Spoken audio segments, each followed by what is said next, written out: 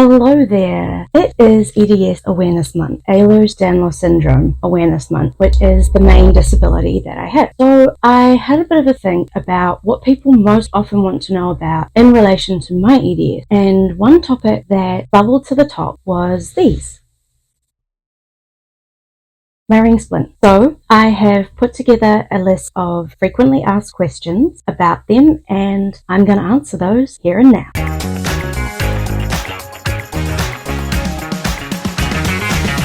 Yoda, no mai, haere mai, hello and welcome. I'm Kate. With all my content, I try to share some of what life is like for a takatapui with multiple dynamic disabilities and foster safe and supportive community for anyone who relates or who is learning about these ways of life. On this channel, I share informative as well as candid content about my life, my disabilities, and my communities. I hope you'll stick around, maybe hit the like button, maybe even subscribe.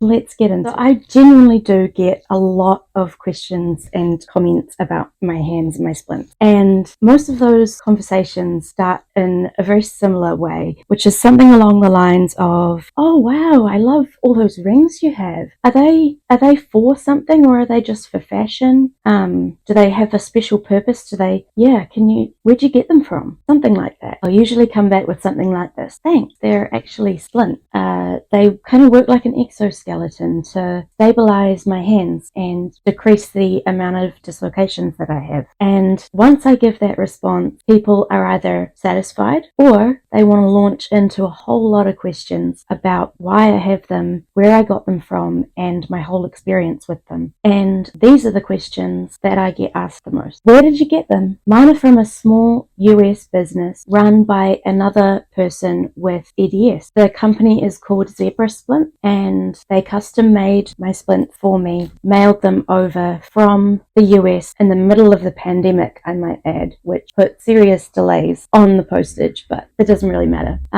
And I chose to get them from her because from all the looking around that I did, Zebra Splints had the best prices, and they had metal options that were much cheaper than some of the other companies that would, they wouldn't make stainless steel, they wouldn't make titanium, they'd only start at sterling silver. And so the price was a lot higher. So that's the main reason that I chose to go with Zebra Splints, but also how cool to be able to support another person with EDS running a small business, help other people with EDS. I think that's awesome. Do they work? For me, they absolutely do. But that's not to say that they absolutely will for everybody. In fact, they absolutely won't some people. To give you some more context on actually how well they work for me, before I got them, I was seeing a hand therapist. And the reason I was seeing this hand therapist was because I was having several wrist dislocations on both my wrists a day. Several dislocations a day. I was constantly injured. I was constantly splintered. I was always hurting myself. I was in pain. I was really damaging my joint. And we were trying really hard to avoid surgery on my wrist because as an EDS patient, we knew that it probably wouldn't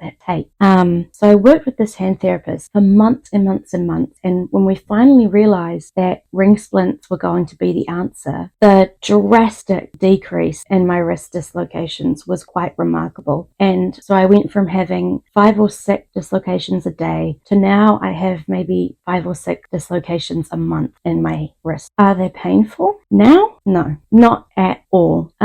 It did take about 6 months to really break them in and build up enough calluses, and that was painful. That was definitely painful, but I'm a guitarist, a violinist, I've played string instruments, and so I know what a callus feels like when it's forming and how long it will take and how much it's going to actually hurt in the long run and how helpful it's going to be. So I just kind of took it on the chin and just waited for my skin to adjust to the splints, and they did. And now, no, they don't cause me any pain, and they prevent me from having, another form of constant pain. Do you ever take them off, or do you wear them all the time? So I choose to wear them all the time. There's a few reasons for that. One, it's the easiest way to make sure that the calluses on your skin are maintained and you're not getting any pain from wearing them, is just to wear them all the time. So that's one reason. Another reason is that, they come off. They do come off, but they're actually a real annoying thing to get on and off, and there's no harm in leaving them on all the time. So that's another reason. And the third reason is the most obvious of them all, which is that they help so much with everything that I do. It doesn't even make sense to me that I would ever choose to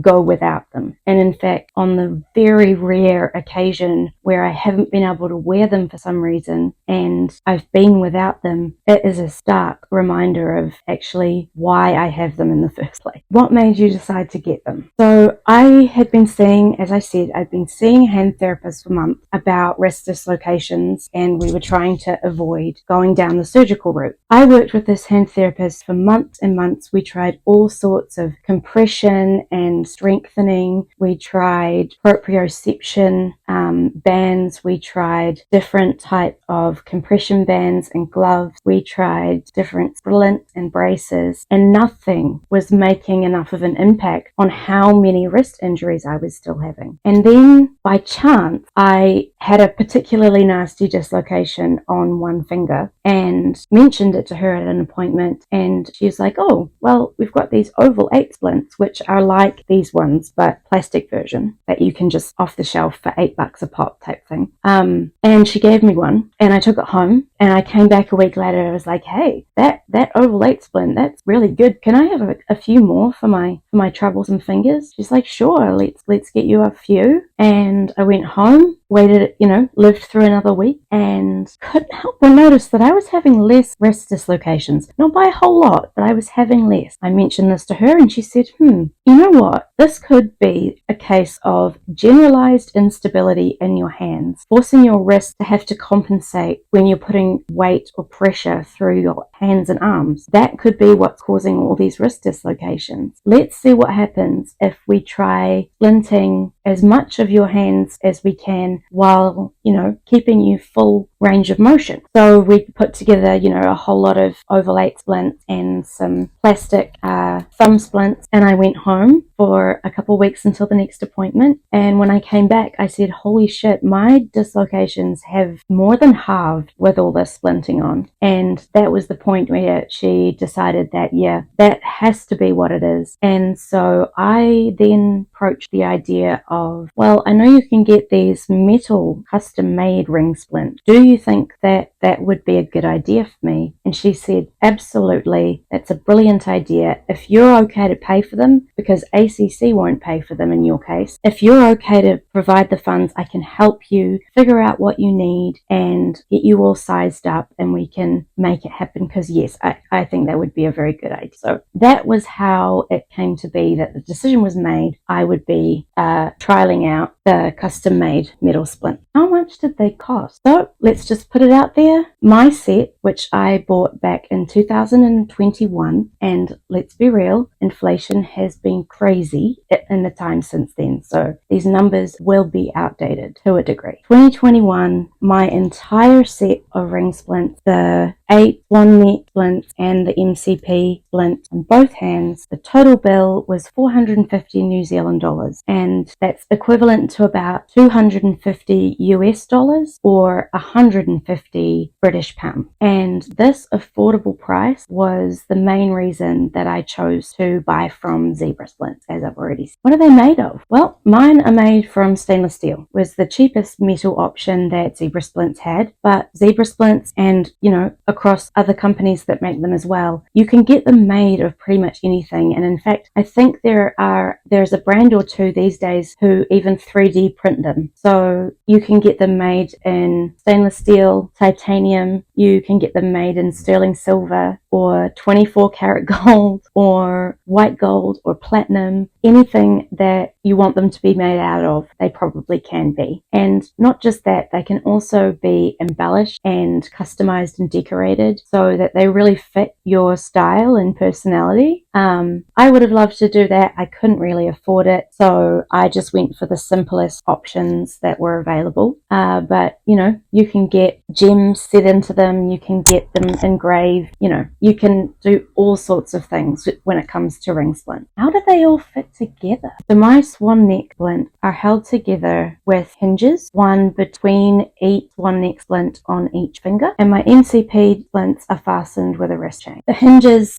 keep the rings sitting in the right position, and they also mainly stop these top ones from falling off, because the shape of your finger there, it's much harder to get a ring to stay there, and particularly with a lot of movement, they're bound to pop off and get lost sometimes. So the little hinges mean that top ones are connected to the bottom ones, and since I've had the hinges, I've never had any of them get lost. And like the MCP one, it's quite funky, crazy looking, but it's only, I only have 2 of so many different types of ring splints that you can get. And I don't just mean what they're made of or what they look like. I mean the specific function and design of what the splints do, what they're for, what they're meant to support. I just needed splints for generalized stability. So I have some pretty simple combinations, but there are all kinds of rings for all kinds of needs available out there. Is it okay wearing them and pushing your wheelchair? Now, absolutely it is.